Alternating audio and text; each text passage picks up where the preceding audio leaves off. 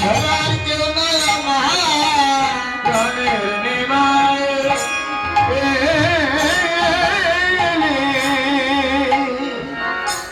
তত্ত্বজ্ঞ জানালেন ভগবানকে ভালোবেসে ভগবানের সান্নিধ্য পেতে ভগবানের বদন এক মুহূর্ত দেখবে বলে ভগবানের বিরহ যার অন্তরে যত প্রকট হয়, যত বিরহ জাগে, ভগবানের করুণাও তার তত নিকটে আসে। বিরহ না থাকলে তার কৃপা হয় না। তাকে দেখবার বিরহ, তাকে পাওয়ার বিরহ, দেখবার বিরহ জাগলেই তার কৃপা নিশ্চিত হবেই হবে। কারণ হলো ভগবানকে যদি একবার কেউ ভালোবাসতে পারে, আপনজন করে যদি ভালোবাসতে পারে, সম্বন্ধ লইয়া ভজে তারে কৃষ্ণ নাহি ত্যাজে। একটু সম্বন্ধ করাতে হবে। ভগবান আমার কে? ভগবান আমার ছেলে গো। যদি এমন সম্বন্ধ হয়, ভগবান কে? আমার বন্ধু, আমার সখা। ভগবান কে? না, ভগবান আমার প্রাণবন্ধু, আমার প্রাণনাথ। যদি একবার কেউ সম্বন্ধ করতে পারে,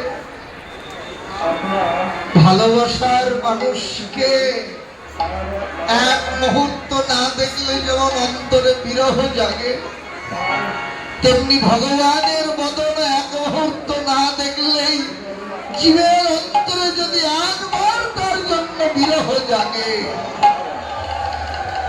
ওই বিরহ যদি দুফোঁটা নয়নের জল কেউ তার চরণে নিবেদন করে, তত্ত্বজ্ঞ বললেন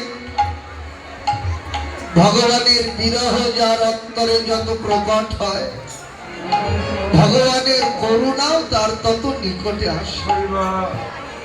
মায়ের অন্তরে যখন প্রাণান্ত বিরহ জেগেছে, প্রভু আর দূরে থাকতে পারলেন না। কি করলেন তিনি?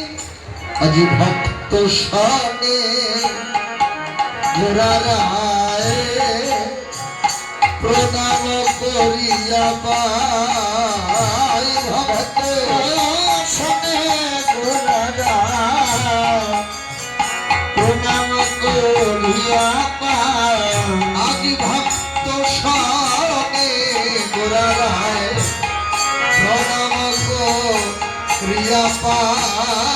ভক্ত সনে গোরারায় প্রণাম করিয়া পাই।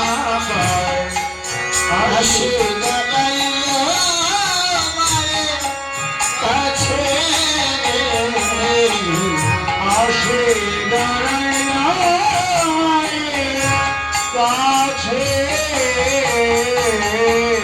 বলেন এলাম মা, এলাম মা, এলাম মা, এলাম মা।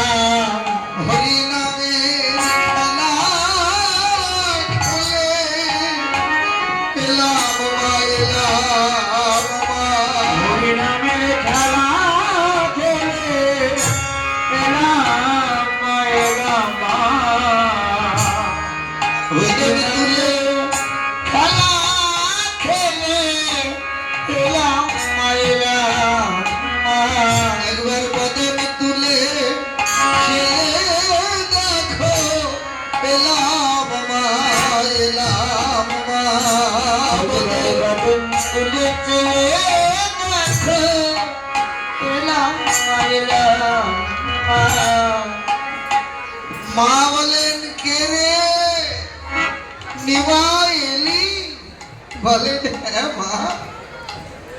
সারাদিন পর নিমাইকে নিকটে পেয়ে সচিমাতা শাসনের ভাষায় নিমাইকে গালমন্দ করছেন, মায়ের যেমন স্বভাব। নিমাই, তুই নিজের মুখে বলে গেলি সকাল সকাল ঘরে ফিরবি।